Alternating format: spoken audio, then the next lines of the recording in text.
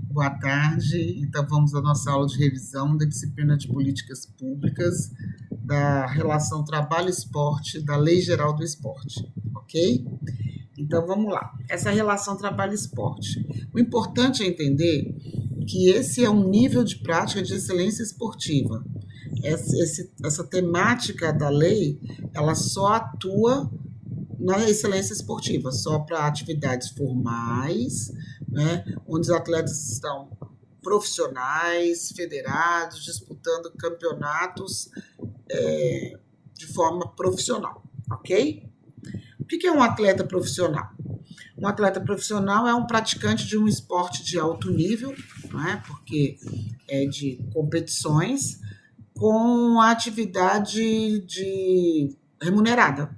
Né? Então, tem uma atividade de forma remunerada e essa atividade pode ser remunerada por CLT, carteira assinada, ou por contratos de trabalho ou de patrocínio e outros, desde que seja formalizado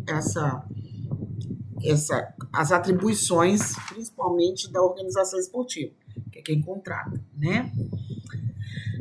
Quais são os deveres do atleta profissional? Ele tem que participar dos jogos, das competições e as outras atividades preparatórias e manter a sua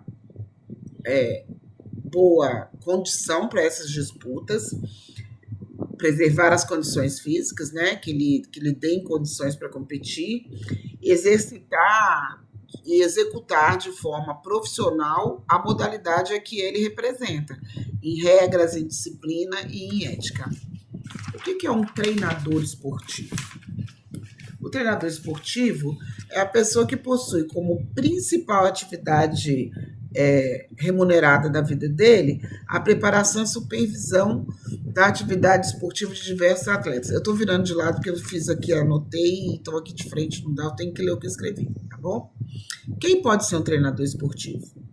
Quem tem diploma de educação física, ou de bacharel, ou de técnico superior de esportes. Os provisionados, que são aquelas pessoas que até a data da publicação da lei que regulamentou a profissão de educação física, em 98, eles, há 3 anos anteriores, eles já atuavam comprovadamente na área, comprovadamente com documentação, e apresentou junto ao conselho essa documentação e adquiriu a sua condição de provisionado. Dou sempre exemplo para vocês, o provisionado mais famoso do Brasil é o Bernardinho, né? E na Lei Geral do Esporte, a gente tem também um artigo, né, um item no artigo 75, que ele está sendo trabalhado por projetos de lei na Câmara, por iniciativa do CONFEF, para derrubar esse item que permite que ex-atletas possam ser técnicos esportivos, sem ter formação. Mas, infelizmente, ainda está no texto da lei. Esses ex-atletas, aqueles que durante 3 anos consecutivos disputaram as modalidades, tem que estar federado ou confederado, ou em 5 anos alternados. Quem certifica essa atuação deles é a confederação ou federação, né? E eles também têm que fazer um curso que vai ser promovido pelas confederações ou federações. Até hoje, nenhuma confederação disponibilizou esse curso para essa formação de técnicos, tá bom? Árbitros, né? Quem são os árbitros? Os árbitros são pessoas que possuem como principal atividade remunerada a direção e disciplina e regras das modalidades. Então, esses são os árbitros. Né? Hoje a gente sabe que muitas pessoas se dedicam exclusivamente a trabalhar como árbitro, não como uma segunda atividade. A arbitragem é a primeira atividade. Organizações esportivas são os clubes. Né? Vamos colocar para a gente entender melhor. É pessoa jurídica direcionada à organização esportiva de práticas profissionais. Quais são os deveres dessa pessoa jurídica? O primeiro dever é vincular o atleta profissional à confederação da modalidade. Então, ele tem que estar de uma maneira formalizada, até mesmo para poder participar de competições oficiais, até mesmo para poder se emitir qualquer certificação. Né? Então, a primeira coisa é vincular o atleta à A federação, a entidade administradora do desporto, federação ou confederação. Proporcionar condições de competição e de treinamento, submeter os atletas a exames médicos periódicos, né? Contratar seguro de vida. E quando os atletas são convocados, quem arca com esse ônus da convocação deles, em tudo, é a entidade convocadora. Então, a gente fala de COB, a gente fala de CBF, de CPD, de CBDU, de CBDE, todas as instituições que convocam atletas, né, para representar principalmente o Brasil, ou mesmo em nível estadual, né, no caso de CBDE e CBDU, elas são responsáveis por essa questão da manutenção das condições físicas dos atletas profissionais, né, dos profissionais do esporte. O que é um contrato profissional de trabalho? Um contrato especial de trabalho esportivo. Ele é um contrato feito entre a organização esportiva e o atleta profissional, que define valores, que define atribuições, que definem diversas... E não é um contrato padrão, a gente sabe disso, que ele é alternado conforme a modalidade, principalmente também conforme o nível dos atletas. A gente sabe que contratos dos atletas de futebol da Série A, né, são muito diferentes do que de outras modalidades. O que é importante também ressaltar é que tanto os direitos de imagem, quanto luvas, quanto premiação, eles não fazem parte desse contrato na questão remuneratória. Eles são um apêndice, eles ficam à parte, eles não compõem formalmente o contrato de trabalho, né? O atleta profissional poderá manter relação de emprego com a organização que se dedica à prática esportiva, com remuneração pactuada, né? E esse contrato, como a gente estava falando, ele não pode ser inferior a 3 meses e nem superior a 5 anos. Ele tem variáveis de tempo quando é uma renovação, quando é o primeiro contrato especial de trabalho, né, a partir dos 16 anos, a duração, e também por modalidade esportiva. O primeiro contrato especial de trabalho, no futebol, não pode ter mais do que 3 anos. Em outras modalidades, ele não pode ter mais do que 5 anos, tá? E aí já vou adiantar o assunto, que a gente já está falando, as renovações, elas não podem ultrapassar 2 anos Não, daqui a pouco eu falo, deixa eu chegar aqui nelas, para eu ter a certeza do que eu estou falando, porque tem uma que é 2 e outra que é 3. Então, deixa eu chegar ali onde eu vou ler, que eu vou dar certinho, passar certinho para vocês. Então, esse contrato especial de trabalho, ele tem que ter a cláusula indenizatória descrita nele, tem sempre que ter, né? Que é, no caso, essa cláusula indenizatória, que é a chamada multa, quando o contrato ele é reincidido antes de finalizar, por diversos motivos. Pode ser por conta do atleta, porque foi transferido para outra organização esportiva, para outro clube. Pode ser também por questões de comportamentais, né? E aí o contrato pode ser rompido. Pode ser por questões de inadimplemento, né? A organização esportiva não pagar. E aí a gente lembra que o pagamento ele é tanto do salário quanto o pagamento também acordado em relação a direito de imagem, a luvas, aos chamados bichos, né, que são combinados como as premiações. Então, se também não for pago no prazo que é dado como um prazo máximo, que é de 2 meses, reincide em inadimplemento e o atleta pode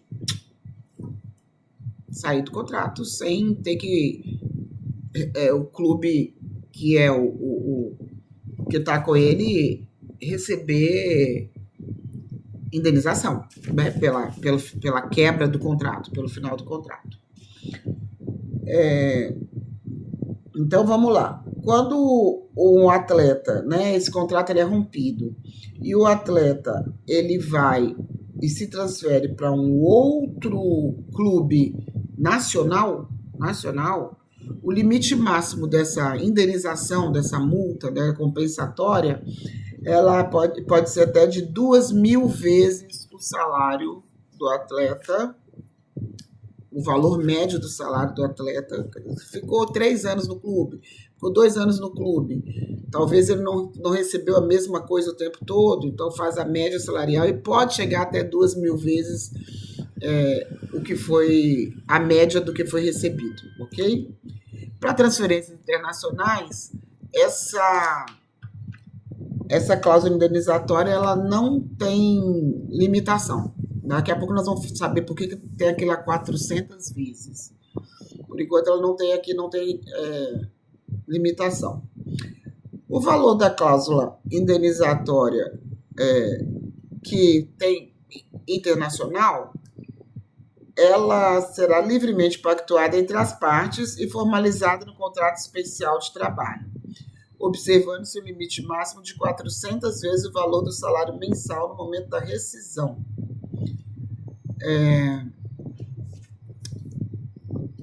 Isso aqui coloca como uma referência de 400 vezes o salário, mas talvez possa ser ultrapassado. Mas isso, em relação às transferências internacionais, essas cláusulas compensatórias elas são sempre renegociadas, reorganizadas. Então, não tem limite, ok? Fala que não tem limite. E depois fala que esse não ter limite, ele pode chegar até 400 vezes o salário. Mas se a gente pegar exemplo desses atletas que ganhavam 400 mil reais, 500 mil reais, e aí eles foram transferidos, né, por não sei quantos milhões de reais, ultrapassa as 4.000 vezes, as 400 vezes. Então, vamos ficar nesse entendimento. Transferência internacional não tem limite. Caso queira colocar mais uma informação, é um limite máximo, então, de 400 vezes o salário mensal que o atleta estava recebendo, tá? Direito de imagem, todas essas coisas não geram vínculo. Então, são pagos à parte. Se o atleta faz essas outras atividades, se ele participa, nada disso vai ser atrelado ao valor salarial total, tá bom? E também um atleta que às vezes foi convidado para participar de uma partida, de alguma modalidade, para compor uma equipe, é difícil a gente achar esse exemplo. Mas se por acaso acontecer em modalidades handball, basquete, voleibol, onde essa possibilidade de ir lá e fazer uma partida, né, ela pode acontecer? Pode, mas isso não gera vínculo do atleta com o clube, hipótese nenhuma. A organização, o clube, né, que promove a prática esportiva, ele pode suspender o contrato do atleta se o atleta ficar 90 dias ininterruptos, sem treinar, sem participar, sem competir, por motivos que ele mesmo tenha provocado, aqueles exemplos que a gente deu em sala de aula, né? Foi andar de jet ski, foi fazer uma partida amigos de não sei quem, e aí ele se machucou, por conta dele, ele está 90 dias ou mais fora do treinamento, da competição e tudo, o clube pode reincidir o contrato? Pode. Tá?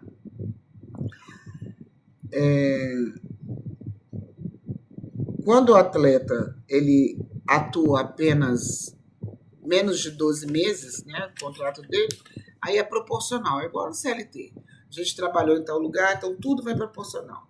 DST proporcional, férias proporcional, né? Um acerto proporcional. Tá?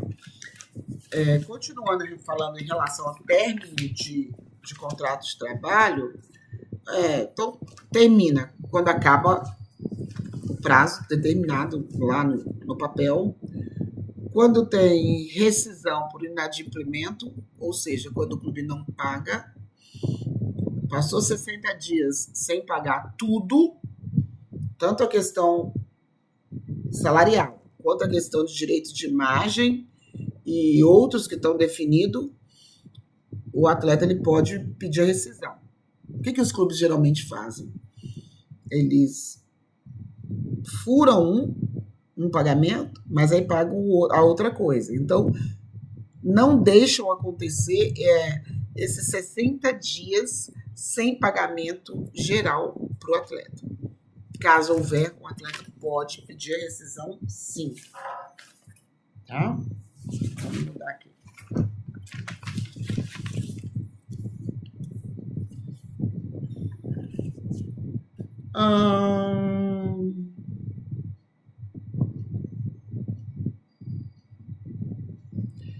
Então vamos falar sobre a transferência agora dos atletas, tá? Então um atleta com contrato especial de trabalho esportivo que foi reincidido por inadimplemento, o clube não pagou. Aí o atleta ele pode se transferir para outro clube? Pode. Mesmo que já tenha acontecido o número de partidas permitidas para cada atleta daquele campeonato? Pode. Sem ter problema algum. A confederação vai liberar essa transferência, porque o atleta ficou durante 2 meses ou mais, no mínimo, disputando para um clube e esse clube não pagou. Então, isso está reservado aqui na lei como direito. E também só não pode depois que passar o prazo que as organizações esportivas, no caso as confederações, elas dão como prazo máximo de inscrição de atletas, independente do clube que tiver. Reexplicando. O clube não pagava, o atleta pediu a finalização do contrato e foi para outro clube. Só que o número de partidas que cada atleta pode ter por um clube já tinha sido estourado. Nesse caso, o atleta pode transferir para outro clube e jogar normalmente, pensando que ele ficou durante meses jogando para um clube, cumprindo a quantidade de partidas sem receber. Então, a confederação, através da permissão da lei, vai ter que permitir que ele jogue por outro clube, no mesmo campeonato. Tá?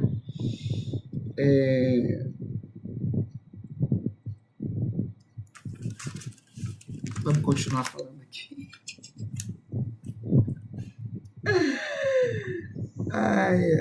Nós vamos falar agora os atletas que são estrangeiros, tá bom? Os atletas estrangeiros, eles podem jogar no mesmo clube. Vou ler aqui, ó. O atleta profissional não nacional, ele vai ter uma autorização de trabalho cedida pela entidade que organiza o esporte lá no país dele. E ele não pode exceder a 5 anos do seu contrato de trabalho, tá? Pode renovar? Pode renovar, mas o contrato não pode exceder 5 anos, tá bom? E ele tem que trazer essa certificação, o clube entrega para o Ministério do Trabalho para conferir, né, essa informação oficial que veio do país dele, tá bom? Emprestar atleta para outro clube é permitido? É permitido, sim. Nessa cessão de atletas de um clube para o outro, existem situações que o clube A emprestou para o clube B, né? E aí, todo o ônus, o ônus pode ser total, parou de receber do clube A e vai receber tudo no clube B. Ou o ônus pode ser dos dois. Falei errado, foi engraçado demais. Pode ser dos dois. metade aqui e metade aqui. Geralmente acontece com os grandes clubes, quando tem muitos jogadores no banco, parado, precisando de volume de jogo. E aí o clube, ao invés de ficar pagando o salário dele total, empresta para um outro, numa outra categoria, então joga Série A, vai jogar Série B em outro clube, e aí tem o custo do atleta dividido entre os dois clubes. De qualquer maneira, o clube A, o custo dele fica menor e o jogador fica em movimento, né? E gera interesse de compra desse jogador também. Então é todo um movimento para poder possibilitar que o atleta não fique parado, essa cessão. Mas se acontece do atleta ir para outro clube, e esse outro clube aqui, o clube B, não pagar, esquece. Se passar os 60 dias, o atleta vai e pode pedir o seu retorno, e quem vai arcar com o ônus é o clube A, né? O clube de origem dele, porque ele não pode ficar pode ficar no prejuízo do seu trabalho, né? Porque é trabalho.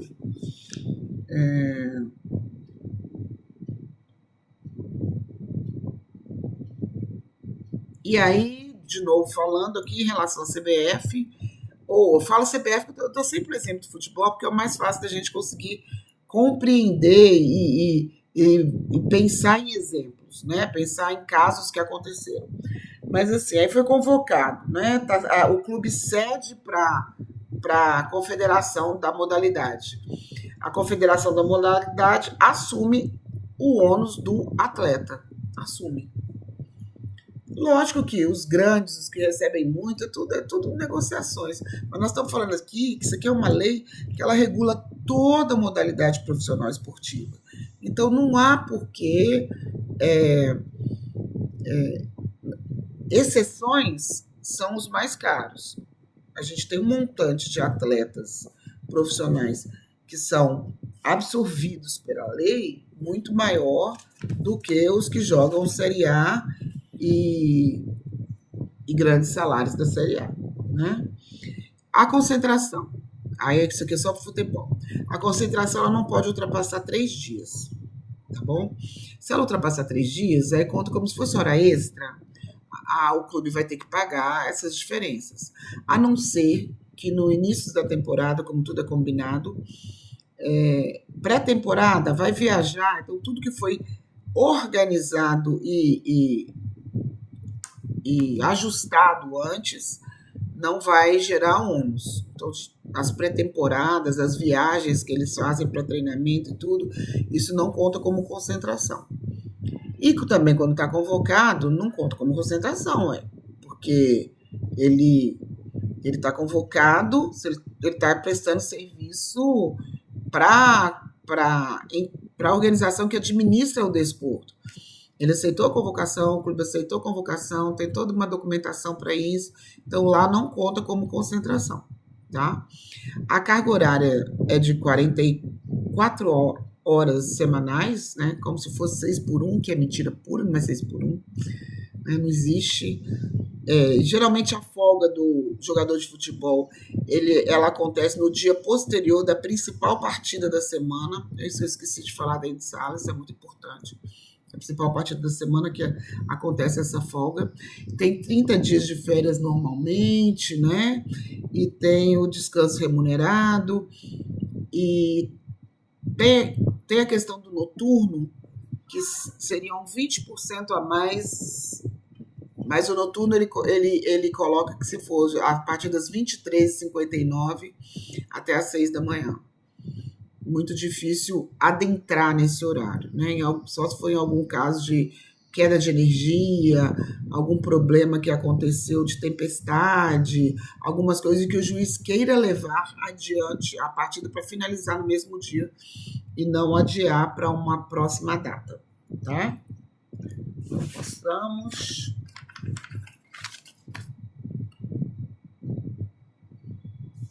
Aqui.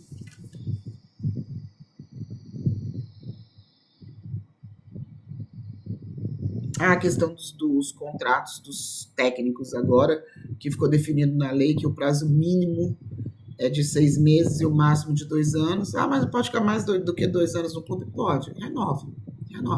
Sem problema algum. Não tem problema algum. Renovação é interesse, né? Os prêmios que também os técnicos recebem não são incorporados ao salário, é um pagamento à parte, numa organização, numa definição à parte. Também, se o clube não pagar o salário e não pagar esses prêmios, essa luva, tudo isso que foi definido, é na mesma coisa que o jogador, né? Que os jogadores, em relação ao inadimplemento, que pode reincidir o contrato também, tá bom? E é isso. Agora nós vamos falar da formação esportiva. Formação esportiva é a famosa base, né? Que eu disse a vocês que voltou a ser estimulada a partir da mudança na Lei Pelé, que foi em 2015, dando condições aos clubes, vamos falar daqui a pouco, em ter uma participação financeira em toda a vida do atleta que ele trabalhou com a base.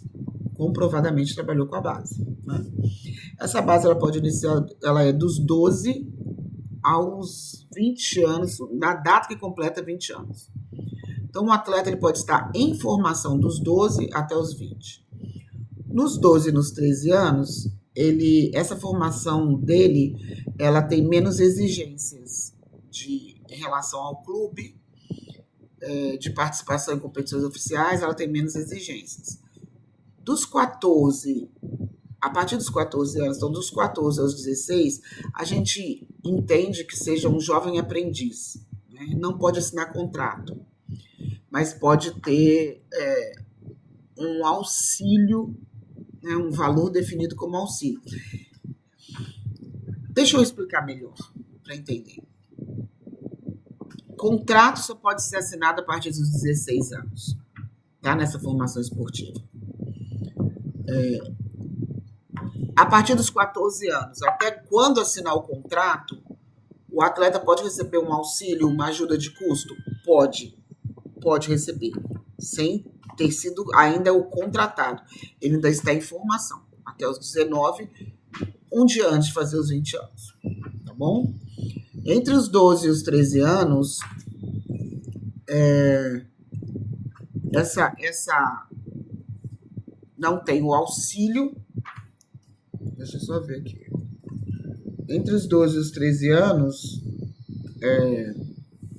ele, como eu disse, é menos cobrança em relação às atividades que eles praticam. Como praticam. Aqui, a organização esportiva formadora, no caso o clube, né, tem o direito de assinar com o atleta a partir dos 16 anos. O primeiro contrato especial de trabalho no futebol não pode ser superior a 3 anos, e em outras modalidades não pode ser superior a 5 anos. Então, primeiro contrato especial 3, o segundo no futebol e o outro 5 anos. O que é essa organização esportiva, esse clube como base, né? O que ele tem que fazer e tem que comprovar?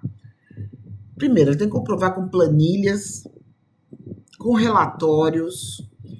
Tudo que for feito tem que mandar todos os anos para a confederação, e a confederação emite a certificação que aquele clube fez aquilo tudo pelo atleta. Então, aquele ano é considerado como um ano de formação do atleta por aquele clube que foi feito. E aí nós vimos que são diversas coisas, eu vou ler rápido aqui, para a gente poder não ficar tão extenso o vídeo assim. Fornecer treinamento, né, programas de treinamento e complementação educacional, reforço pedagógico. O atleta tem que estar inscrito na federação, tá bom? Ele tem que estar inscrito na federação há pelo menos um ano, e ele também tem que participar de competições em 2 modalidades, a partir dos 14 anos, tá? A partir dos 14 anos, o atleta em formação, ele tem que participar de, no mínimo, competir por aquele clube em 2 categorias, modalidades, eu falei errado, 2 categorias. Sub-15 e sub-16, exemplo, tá bom? e tem que estar federado, disputando pelo clube, pelo menos, no mínimo, há um ano. Assistência educacional, psicológica, médica, fisioterapeuta, odontológica, alimentação, transporte, convivência familiar, profissionais junto aos atletas, alojamento com instalações adequadas, sobretudo com higiene e salubridade, o estudo do atleta tem que ser pago, não pode treinar mais do que 4 horas por dia, enquanto eles estão em formação. Depois que assinar o contrato é outra coisa, né? Assinou o contrato, a gente acabei de falar agora há pouco que a jornada de trabalho é de 44 horas semanais.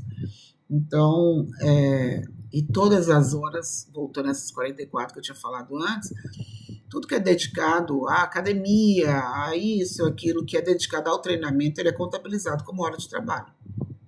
É a maneira que o atleta profissional ele tem para se manter em condições físicas para as competições, que é dos deveres deles lá atrás, que eu acabei de falar também, que eu tinha falado também. Realizar exame médico, garantir a convivência familiar, acesso a telefone, quem mora em outra cidade, ir na cidade, ou então, às vezes, até trazer os pais para poder ver o atleta, ouvidoria para a questão de maus tratos, assédio sexual, isso tudo tem que suporte para abuso, né? Toda uma preocupação por tantas coisas que aconteceram anteriormente, principalmente de técnicos auxiliares ou que for, que abusavam dos atletas, né? Com aquela... E até hoje, né? Infelizmente, volta e meia a gente tem essas notícias e que eles ficavam calados com medo de perder por coação, com medo de perder chantagem, né? Então, hoje a lei é muito severa, rígida em relação a isso, e tem que ser. Também proporcionar ao atleta atividades culturais de lazer. Eu falei com vocês que o cinema é a grande atividade que geralmente é proporcionada, né? Participar de alguma coisa cultural do bairro, do clube, isso tudo em relatório ele é comprovado. E aí a Confederação Nacional, no caso vou continuar o exemplo da CBF, tá, gente? Vocês me dão licença, vou continuar no exemplo do futebol, ela emite a certificação que aquilo tudo foi feito com o atleta em formação naquele ano por aquele clube, então o ano fica contabilizado para o clube como formador daquele atleta. O atleta não profissional em formação, maior de 14 e menor de 20, poderá receber auxílio financeiro. Já falei com vocês. E esse auxílio financeiro ele também vai ser contabilizado como gasto do clube com esse atleta na formação dele, tá? Ah, Rose, quanto que é o auxílio financeiro? Não tem valor. Isso depende do mérito, do tanto que o clube quer que o atleta fique, né? Porque aí espera até fazer um dia do 16, fez 16 anos e assina o contrato. Primeiro contrato? 3 anos. 3 anos. Caso o atleta mude para uma outra cidade, então vamos colocar. São diversos exemplos. Essa parte aqui é a parte que vai ser mais longa um pouquinho. O atleta está na base do clube A, tá bom? E aí o pai dele mudou de emprego e foi para outra cidade. Se essa mudança aconteceu com 12 e 13 anos, entre os 12 e 13 anos, esse clube A não tem direito de receber nada de volta, nada ser ressarcido em nada do que foi investido na formação desse atleta. Caso, vamos continuar nesse mesmo exemplo, aconteça a mudança a partir dos 14 anos, o clube formador, o clube A, tem direito a receber 200 vezes o que foi gasto com o atleta. Como é que sabe? Pelas planilhas entregues. pelo custo, tudo calculado, entregue para a confederação certificou, o clube tem direito a receber essa transferência na formação, na base do atleta, de 200 vezes o que foi gasto com ele. Aí vem um outro caso. A menina fez 16 anos. O clube formador, esse clube A, ele tem o direito de assinar o primeiro contrato. Ele tem o direito. Mas aí a menina não quis assinar com esse clube. Ela quis assinar com outro clube, né? E aí vamos achar o valor aqui. 200 vezes. E aí, além dessas 200 vezes o que foi gasto,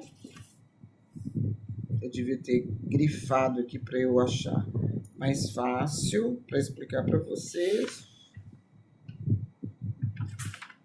Daqui a pouco eu acho. Vamos ficar perdendo tempo aqui. Às vezes está até aqui embaixo e eu não prestei atenção ainda. Então, a indenização corresponde a 200 vezes os gastos efetuados na formação do atleta. O pagamento do valor indenizatório somente poderá ser efetuado por outra organização esportiva, né? Por outro clube.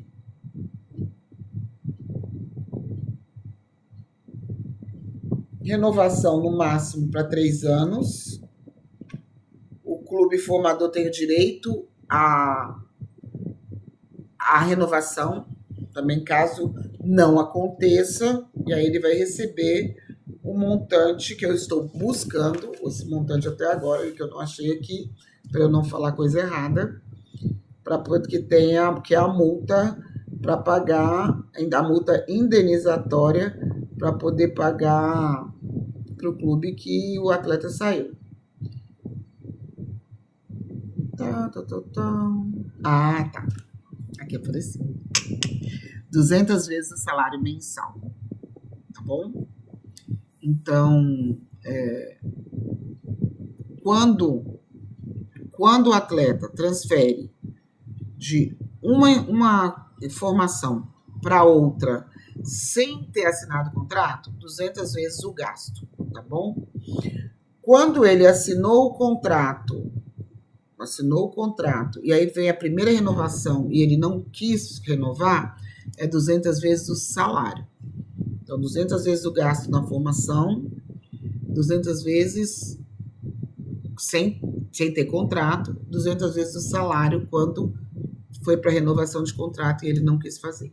Tá certo? Vamos falar agora sobre aquele percentual que os clubes que são formadores, que recebem a certificação das confederações, eles têm direito no restante da vida profissional do atleta. Esse clube formador, ou clubes, porque o atleta pode ter passado por 2 clubes formadores até ele assinar o primeiro contrato, né? Entrou com 12 anos num clube, ficou até os 15, foi para outro clube e ficou só assinou o contrato aos 17. Então, esse clube primeiro, ele tem esses anos, que foi 12, 13, 14, nós vamos falar quanto que é cada ano, 12, 13, 14, e o outro, quando foi para outro clube, foi o 15 e o 16, que ficou na formação e assinou o contrato ao 17. Na hora que eu perguntar na prova qual é o percentual de um clube ou de outro, vocês não vêm me escrever assim, pode ser até 6%. Essa resposta não existe. Vocês vão calcular pela idade, pela permanência do atleta no clube, que vocês vão identificar e responder quantos por cento correspondem. Então, pode ser os clubes formadores, as organizações formadoras, elas podem ter até 6% para o resto da vida do atleta. 6%. Como é que esse 6% é dividido? Bom, se o atleta ficou aos 12 anos, 0,5%. Se ele ficou aos 13 anos, mais 0,5%. 14, 15, 16 e 17 anos, é 1% cada ano. Aí aqui já deu 5%. 18 e 19, 0,5% cada ano. A Rose assinou o contrato aos 17 anos. Beleza. Assinou quando fez 17. Aí os outros 1% do 18 e 19 vai contar? Não. Não vai contar. Né? Assinou aos 17, no dia que fez 17. O 1% de 17 anos conta? Não conta. Conta anterior. Tá? Então, vocês vão calcular isso. Os anos de permanência no clube, o percentual que corresponde nessa idade, quando que assinou o primeiro contrato de trabalho, que aí acaba a formação e acaba o direito de percentual que o clube tem para o resto da vida dos atletas.